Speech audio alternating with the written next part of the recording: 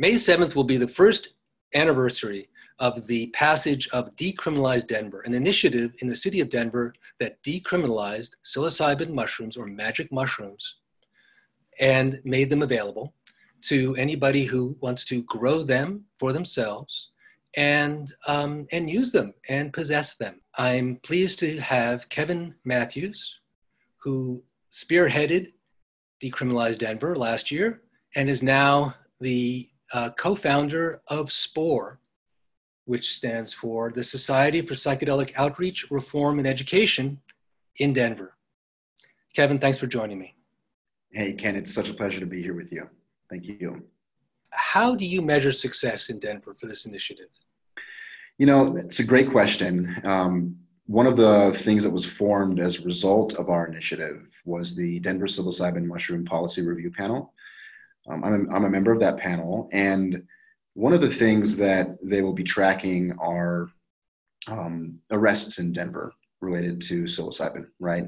And so, of course, if the city is respecting the will of the voters, they won't be making really any arrests unless folks are distributing psilocybin mushrooms and making a profit from it, or they're underage, under the age of 21. And so in so many ways, we have a chance to really determine or answer the question, what happens after decriminalization? And the first thing there is to make sure that law enforcement aren't making any arrests. So you're looking at how many arrests may have happened over the last year. When did the initiative actually become law? It went into effect on May 8th when the final tally came in. So immediately? Immediately, yes. And from that point till now, do you know how many arrests there have been? Yeah, there have been, if I'm correct, there have been two arrests. Both of those individuals were under the age of 21, and they were possession. And then there was a federal arrest. The DEA entered a person's home who was distributing. So in terms of law enforcement not making arrests, you know, it is their lowest priority, and they don't seem to be. They're not seeking out offenders. They're not making arrests. So the law, literally what it calls for, as I understand it, is it lowers the priority of arrests or enforcement of a law that actually still is on the books, right? Correct, yeah. Psilocybin mushrooms, magic mushrooms, are not legal in Denver, correct? Correct. Can you explain how that works? Yeah. So our initiative made it pretty much as close to a true decriminalization of psilocybin that you can get without actually going in and removing psilocybin from the list of Schedule I substances. So in Denver, the personal possession, personal use, and personal cultivation of psilocybin mushrooms is the lowest law enforcement priority. And we want to step further beyond that and said that the city and county of Denver cannot use any city funds to prosecute individuals for the possession, use, and cultivation of mushrooms. So it's not accessible per se to folks unless they want to cultivate their own mushrooms at home. And we did very clearly state that folks may not distribute or sell mushrooms in the city and county of Denver. What does distribute mean in this case? If you come to my house, I'm happy to have something on my table, and you happen to walk out the door with it, is that distribution? You know, that's the question that we are working with the city on right now. There's kind of two things here. One, the city, after we negotiated with them for a few months, decided not to set an actual limit on the amount that a person can possess or the amount a person can grow. They decided that we're just going to, collect this data over the course of the next year and see what happens.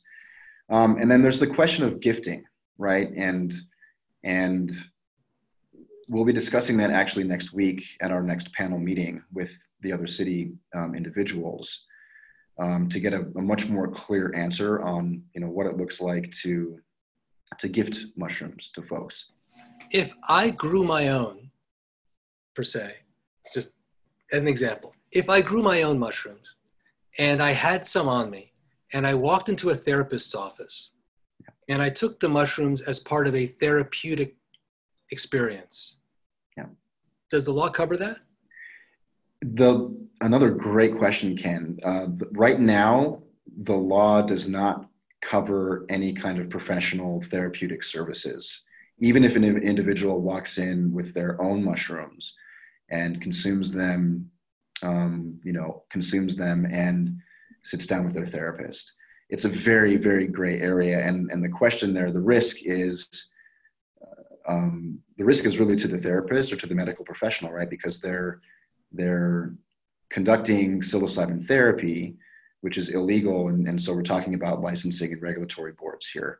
And that's something that we will be working at the state level to see if we can actually give more protections and rights to medical professionals and their licensing. So you mentioned this policy panel that you're on and a number of other people in the city representing the government, also representing the initiative are on. Can you describe exactly the role of that panel and how it's working with the city? Yeah, so it's the first municipal body of its kind in the world, as far as I know, that has a mandate to specifically collect data on psilocybin.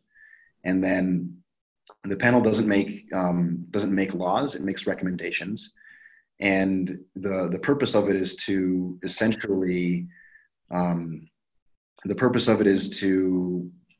analyze the effects of decriminalizing in Denver and how decriminalizing mushrooms relates to, the fiscal, the social, and the health impacts of the city. So as we're collecting this data, we'll be making a very comprehensive report to the Denver City Council early next year, likely in March. And so as a panel that can make recommendations, first of all, the city individuals have been very open-minded and very curious, and they've really allowed those of us who are proponents of mushrooms to kind of take the lead in terms of determining the direction of the panel. And so although all we can do is make recommendations, it does give us, again, that opportunity to directly address city council and potentially create new policy down the road without necessarily needing to have another ballot initiative or a vote. Kevin, thank you very much for taking the time to speak with us. It's a pleasure, Ken. Thank you. You have some great questions today. I really appreciate it.